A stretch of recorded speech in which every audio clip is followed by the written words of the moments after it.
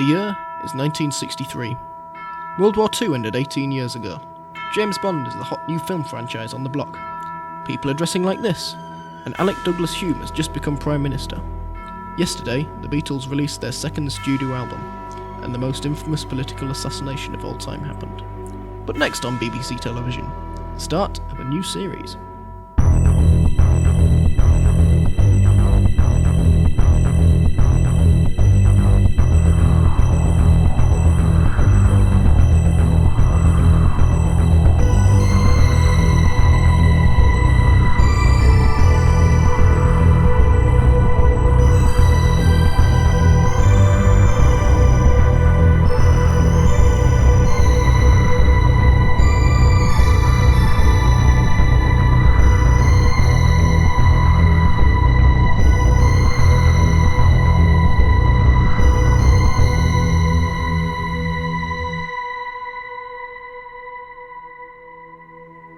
Hey, how are you doing? So, on the 23rd November 1963, the very first episode of our beloved TV show aired on BBC television. Not even BBC One yet, because BBC Two wouldn't launch until the following year. Famously, an unearthly child was overshadowed by JFK's assassination the day prior, so unusually for the time it was repeated the following Saturday before episode 2, and the rest is history. So you want to start watching Classic Who then? Basics first, it ran for 26 seasons between 1963 and 89, with the TV movie in 1996. It saw the first 8 incarnations of the Doctor: William Hartnell, Patrick Troughton, John Pertwee, Tom Baker, Peter Davison, Colin Baker, Sylvester McCoy and Paul McGann, and 97 episodes of it are still missing. Stories are usually made of 4 or 6 25-minute episodes, rather than 1 or 2 45-minute episodes. This expanded runtime often means the story is a little bit more space to breathe. Watching the whole thing in one sitting can feel a little sluggish. You gotta remember that it was made with the intention of one part being watched a week. Now, the production quality is sometimes a little bit less than convincing. That's not to say that Classic Who has bad production. Some stories look immaculate, especially for the time, but there are some scripts that are definitely overambitious. Classic Who is occasionally more akin to watching a stage production than a modern piece of television, especially towards the beginning. You've got to suspend your disbelief a little bit more than usual. What I'm trying to say is that you might struggle with Classic Who if you're not used to it. So if you haven't seen any before, I would highly recommend watching a few stories in isolation so you can get a feel for the show. Most Classic Who stories can be watched more or less standalone, because with a few exceptions you don't really get new Who style story arcs. But which ones should you watch? Of course, the very first episode, An Unearthly Child. Susan is a girl with impossible knowledge, and when 2 of her teachers are concerned for her welfare, they decide to pay a visit to her grandfather. But when they arrive at the address, there's nothing at the end of the lane. The first part of this story is brilliant and it sells the show perfectly. It's a real masterpiece of 60s TV sci-fi and it slowly teases you with just enough mystery to keep you interested. The other 3 parts though are a bit boring if I'm honest, and maybe shouldn't be included in your first impression of the series. The Daleks. Skaro is dead. A nuclear war saw to that. The Doctor and his companions cannot leave though without repairing the TARDIS. They must venture to an alien city in search of supplies, but the city is not as empty as it seems. The second ever story and the first appearance of the Daleks. It was actually the popularity of the Daleks that saved the show. Originally it was only commissioned for 13 episodes, but high viewership convinced the BBC to renew it. Now, the story is 7 episodes long, so it is difficult to watch in a single sitting, but it's an absolutely iconic piece of Doctor Who. The Tomb of the Cybermen. The Cybermen were destroyed centuries ago, and Professor Perry leads an expedition to the ice worlds of Telos in search of their tombs. But are the Cybermen ever really gone? I think this was the first Second Doctor story I saw, and it's a classic for a reason. I think it's maybe the best Superman story of the 60s, either this or The Invasion. It's only 4 parts long as well, pretty par for the course for Classic Who. Got some iconic scenes that give me goosebumps every time I watch them, but I won't spoil any of it for you. Terror of the Autons. An old friend pays the Doctor a visit, bringing with him plans of conquest. The Doctor, with the help of the Brigadier and new companion Jo, must defeat the Terror of the Autons and their new master. For a lot of his run, the Third Doctor was exiled to Earth by the Time Lords, setting up base in Unit HQ and swapping out the TARDIS for Bessie. This 4-part adventure is the first appearance of the Master, who would become a prominent character in the Third Doctor's era. It makes so much sense to give the Doctor his own Moriarty, and John Pertwee and Roger Delgado have such great chemistry together. Genesis of the Daleks. These are the final hours of the 1,000-year war between the Thals and the Khalids. Davros leads the Khalid scientific elite in a depraved project that will reshape the future of Skaro, and the Doctor has a terrible decision to make that will reshape the future of the universe. This is the classic series story, and the first one I ever got on DVD. For years, this was ranked as the best Fourth Doctor story in Doctor Who magazine polls, and for good reason. Tom Baker is often seen as the definitive Doctor, and while I can't pick favourites, I can understand why he's the one that's endured in the public consciousness. Even here in his first season, he completely embodies the Doctor. City of Death. Someone is performing dangerous time experiments in the heart of Paris, and all threads seem to lead back to the famous Count Scarlione. Who is he? What does all of this have to do with a plot to steal the Mona Lisa?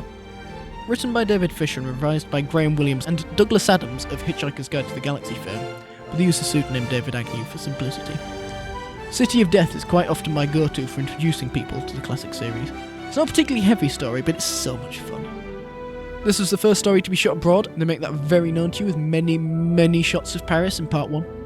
It's got maybe my favourite score in the classic series as well, which you should be hearing my cover of in the background. In the most recent Doctor Who magazine poll, it displaced Genesis of the Daleks as the most popular Fourth Doctor story, ending a winning streak that dates back to the very first poll in 1998. It's deliciously timey-wimey for classic Who, and saw the highest viewing figures Doctor's ever seen. That might have something to do with ITV being off air due to industrial action. Remembrance of the Daleks.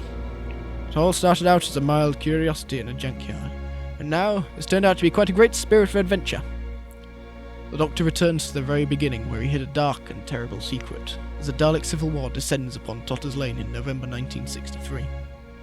The unofficial 25th anniversary story, the Seventh Doctor returns to Totter's Lane exactly a week after the events of an unearthly child. Again, this is one of the all-time classics, and a perfect example of a Seventh Doctor story. The dark trickster hiding things all over time and space, manipulating friends and enemies alike. I've also got to say that the supporting cast in this story are particularly memorable. Sometimes characters in Classic Who can be a bit flat, but this story does a great job of fleshing out its cast of characters. At this late point in the show, the penultimate season, you can see it starting to move in the directions that New Who would eventually follow, but sadly it wouldn't be enough to save it though, being cancelled only 7 stories later. Now, these are the stories that I would say you should watch first to get you into the flow of the classic series, and once you've watched 1 or 2 of these, you're basically free to watch any story. But some other top stories I would recommend are The Aztecs, The Dalek Invasion of Earth, The Rescue, The Time Meddler, The War Machines, The 10th Planet, The Power of the Daleks, The Evil of the Daleks, The Mind Robber, The Invasion, The War Games, Spearhead from Space, Inferno, The Three Doctors, Robot, Terror of the Zygons, Pyramids of Mars, The Talons of Weng Chiang, Horror of Fang Rock, Earthshock, The Five Doctors, Vengeance on Varos, The Curse of Fenric, and the TV movie. Earlier I mentioned missing episodes, and if you're unfamiliar with them, you're probably wondering how an episode can be missing. They're not just unavailable to watch, they're actually missing from the BBC archive.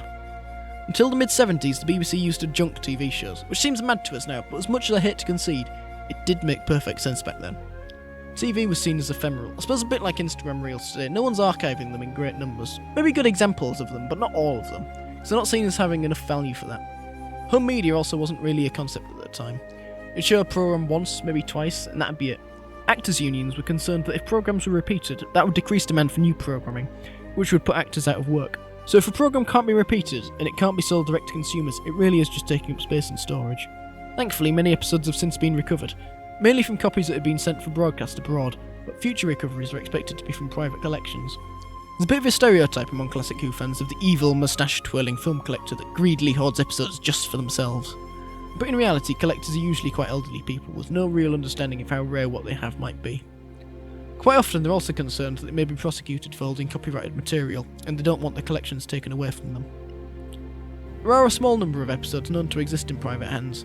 We're actually expecting an announcement on the return of at least 1 episode in the not too distant future, due to the work of a charity called Film is Fabulous that supports elderly film collectors and helps catalogue their collections. Despite all of this, there are still 97 episodes missing, all from the black and white era of the show.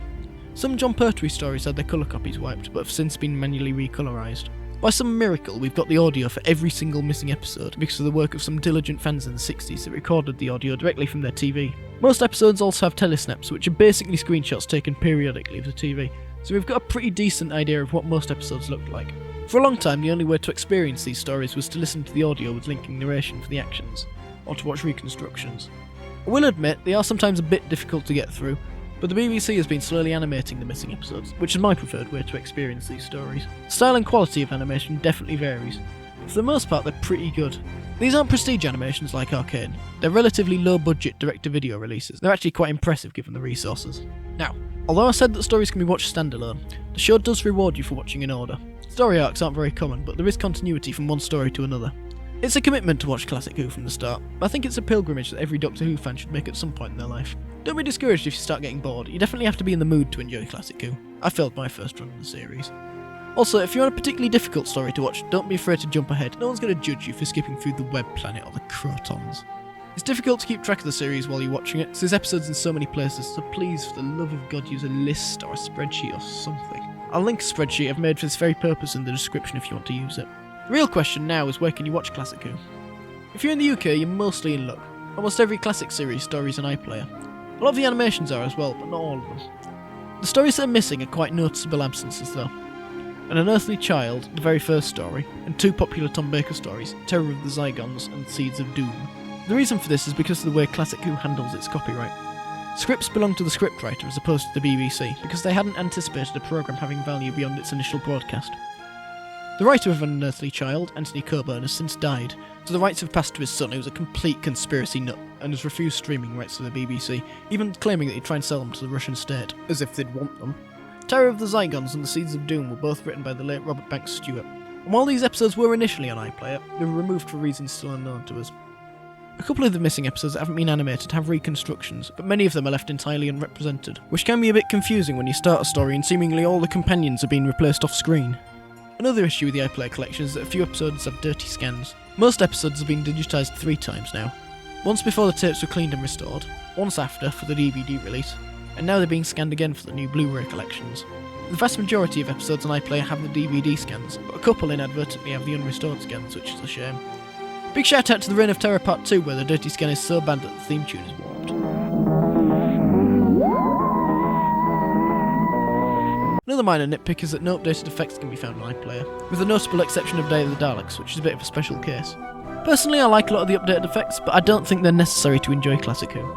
If you're in the US, stories are being uploaded in full on the Doctor Who Classic YouTube channel. From what I can tell, these are also the versions without updated effects, again with the exception of Day of the Daleks. This channel isn't available anywhere outside the US, unfortunately. If you can't stream the episodes, they're all available on DVD and the collection set of Blu-rays, which hasn't yet finished releasing.